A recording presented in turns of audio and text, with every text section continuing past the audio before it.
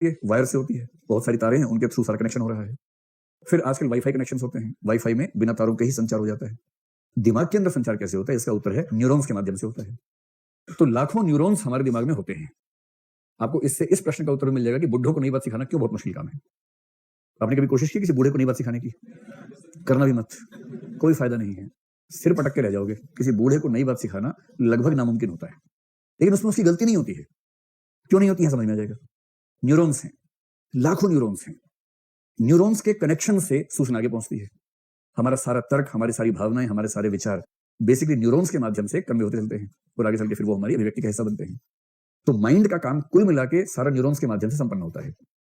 होता क्या है कि जब आप एक खास तरीके से सोचते हैं तो धीरे धीरे क्या होता है कि न्यूरॉन्स के बीच में एक रास्ता फिक्स होने लगता है। जैसे ये मान लीजिए कि जब भी एक्स किस्म का इनपुट आएगा, इनपुट नहीं उसके लिए स्टिमुलस कहना चाहिए, एक्स स्टिमुलस जब भी आएगा, आपके न्यूरॉन्स ने पहली बार कोई ऐसा रिस्पॉन्स दिया जिसका ट्रैक ये था और उसके बाद आपने वाई रिस्पॉन्स दिया। मान लीजिए ये ट्रैक बना, पहली बार हुआ, बाई चांस हुआ, उस समय कंडीशन ऐसी थी कि ऐसा हो गया। अगली बार फिर एक्स स्टिमुलस आया। अब हमारा दिमाग जो है ना बहुत सुस्त है, वो चाहता है कि मेहनत बार बार ना करनी पड़े। मैंने दो शब्द आपको बताए थे, सिस्टमैटिक प्रोसेसिंग और ह्यूरिस्टिक प्रोसेसिंग। हम चाहते हैं कि हमारा सारा काम ह्यूरिस्टिक प्रोसेसिंग से चल जाए, पर ह्यूरिस्टिक का मतलब है जहां सोचना ना पड़े, चीजें स्वचालित मोड में होती रहें, अपने आप होती रहें, दिमाग खर्च ना करना पड़े। तो दिमाग उसी मोड में रहता है, प्रयत्न लाघव कहते हैं, मिनिमम एफर्ट से काम चल जाए ये प्रयास करता है।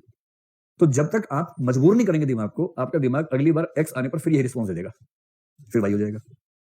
आपको भी ठीक लग रहा है, पिछली बार वाई हुआ था, इस बार वाई हुआ, ठीक है, कोई दिक्कत हो नहीं रही, आप भी खुश हैं वाई में। अगली बार फिर एक्स स्टिमुलस आया, वाई रिस्पॉन्स हुआ। हर बार ऐसा होने पर ये जो रास्ता है ये गहरा होता जाता है, ये ट्रैक गहरा हो जाता है। जितनी बार एक्स स्टिमुलस आएगा उतनी बार इसी रास्ते से न्यूरॉन्स जर्नी करते हुए वाई तक पहुंच जाएंगे। और यदि आपने हठपूर्वक रास्ते नहीं बदले बार बार, इसलिए कुछ लोग कहते हैं कि यदि आप चाहते हैं जिंदा रहना, कायदे से, एक कथन है, बीइंग प्रिडिक्टेबल इज बोरिंग। अगर आप प्रिडिक्टेबल हैं कि आप क्या करेंगे किसी खास सिचुएशन में, तो बहुत बोरिंग है आप, इसमें क्या मजा है? मजा तब जब कुछ नया नया करते रहते हैं, कभी ये किया कभी वो किया, कुछ मौलिक करते रहते हैं। और मौलिक वही कर पाएगा जो अपने न्यूरॉन्स के रास्तों को सेट होने से रोकेगा। एक्स स्टिमुलस आते ही कुछ नए तरीके से रिस्पॉन्ड करना चाहेगा, ये न्यूरॉन्स को मजबूर कर देगा कि नहीं आज इस रास्ते से जाओ और जेड निकालो रिस्पॉन्स। अगली बार फिर नहीं, ना वाई ना जेड, कुछ और निकालो, तो टी रिस्पॉन्स निकाल दिया न्यूरॉन्स ने। और जो अपने दिमाग को बार बार नए रास्ते पर नहीं दौड़ाएगा, और दिमाग तो सुस्त है, वो कोशिश करेगा एक रास्ते पे दौड़ने की, वो रास्ते हो जाएंगे गहरे, उसको बोलते हैं मेंटल पाथ, न्यूरॉन्स के पाथ बन जाते हैं। और पाथ जितना गहरा है, जितना मजबूत है, उसको छोड़ना उतना ही मुश्किल है। व्यक्ति की जैसे जैसे उम्र बढ़ती है वैसे वैसे पाथ क्या होगा, गहरा होता जाएगा। और उसको उसमें उतनी सुविधा है, कंफर्ट जोन में है ना, उसको आदत है उस चीज की, वो उसका उतना हैबिचुअल हो गया है कि अब उसको कोई नया रिस्पॉन्स चाहिए ही नहीं, उसे उस स्टिमुलस पे वही रिस्पॉन्स चाहिए, क्योंकि वो उसका हैबिचुअल है, आदी हो चुका है। और इसलिए किसी बूढ़े व्यक्ति को नया विचार सिखाना सबसे मुश्किल काम होता है। व्यक्ति की इंटेलिजेंस का चरम स्तर होता है 16 साल की उम्र में। कुछ लोग तो और पीछे ले जाते हैं, 10 11 12 साल बोलते हैं, लेकिन सामान्य सहमति 16 की है।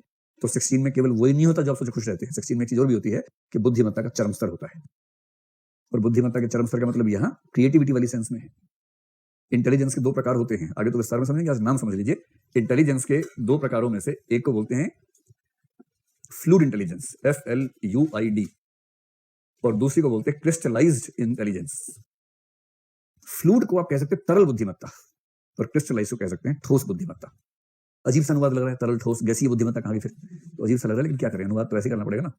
फ्लूइड इंटेलिजेंस का मतलब है जहां न्यूरॉन्स फ्लूइड फॉर्म में हैं, निश्चित रास्ते नहीं बने हैं। इसलिए 16 साल का व्यक्ति किसी प्रॉब्लम के 10 नए सॉल्यूशन निकाल देगा, क्योंकि उसकी इंटेलिजेंस शार्प है, लेकिन अभी रास्ते फिक्स नहीं हुए हैं।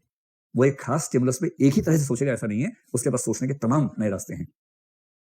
जैसे जैसे व्यक्ति बूढ़ा होगा उसकी इंटेलिजेंस में फ्लूइड एलिमेंट कम होता जाएगा, क्रिस्टलाइज्ड इंटेलिजेंस की ओर बढ़ता जाएगा। क्रिस्टलाइज का मतलब क्या है कि इस व्यक्ति के न्यूरॉन्स के पाथ इतने फिक्स हैं, उसका फायदा वो उठा लेगा। कैसे उठाएगा? एक सिंपल एग्जांपल लीजिए। जैसे मान लीजिए, दो सिचुएशन में समझ लीजिए, आपको बनवाना है अपनी शादी का कार्ड, ठीक, और आपने इंटरनेट पे ऑफर दिया, मेरी शादी का कार्ड बनाना है, कुछ ऐसा बनाना है कि लोग देख के चौंक जाएंगे, क्या कार्ड बनाया है, वाह मजा आ गया। अप्लाई करने वाले 3 लोग मिले हैं, एक 60 साल का कह रहा है मैं पिछले 50 साल से कार्ड बना रहा हूँ शादी के, एक है 40 साल का 20 साल से बना रहा है, एक है 16 साल का कह रहा है कि मैं पिछले 10 ही कार्ड बनाए हैं, लेकिन मैं एकदम नए नए प्रयोग करता रहता हूँ।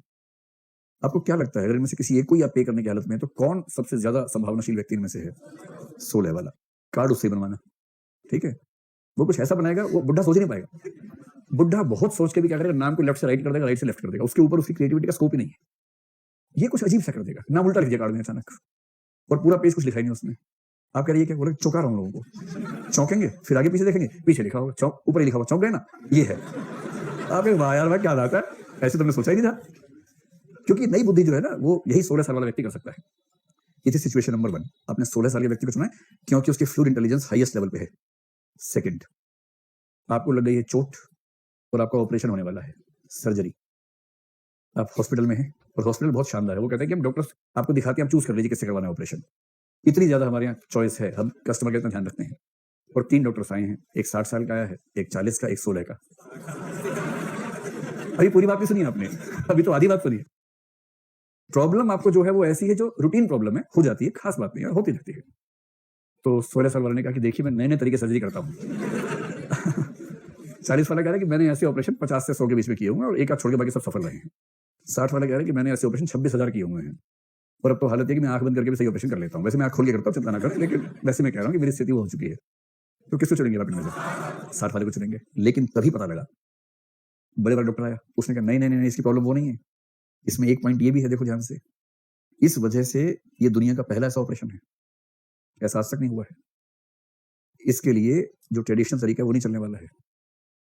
और डॉक्टर ने कहा देखिए आप मेरी बात सुन लीजिए, उपलब्ध मेडिकल साइंस में तो आपका इलाज होना संभव नहीं है।